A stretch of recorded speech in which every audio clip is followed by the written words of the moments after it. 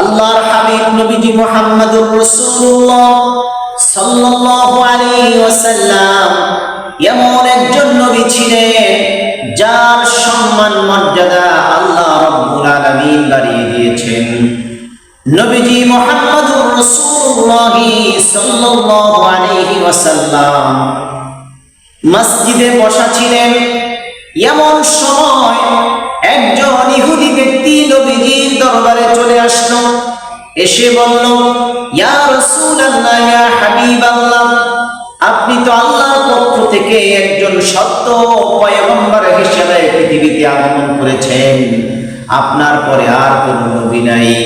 আমি আপনার মাধ্যমে এমন একটা মুজিজা দেখতে চাই, অলৌকিক একটি ঘটনা আমি দেখতে চাই, যেটা দেখে আমি আশ্চর্যান্বিত হয়ে যাব, আমি আশ্চর্য হয়ে যাব এবং আপনার প্রতি আমি ঈমান আনবো।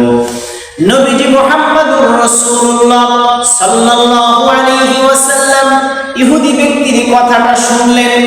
তারপর ইহুদি ব্যক্তিকে বললেন, ও ইহুদি, শোনো তাহলে, ওই যে দূরে কিছু গাছ দেখতে পাচ্ছ, ওই যে দূরে কিছু গাছ দেখতে পাচ্ছ, ওই গাছের কাছে গিয়ে বলবা, আল্লাহর নবী মুহাম্মদুর রাসূলুল্লাহ তোমাদেরকে ডেকেছেন।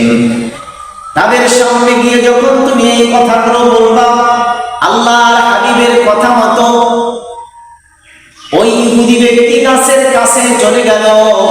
গাছের কাছে গিয়ে গাছগুলোকে উদ্দেশ্য করে বলল, হে গাছ, হে গাছ, আল্লাহর নবী তোমাদেরকে ডেকেছেন, তোমরা আল্লাহর নবীর কথায় আল্লাহর নবী তোমাদেরকে ডেকেছেন, এই কথা তুমি বলবে।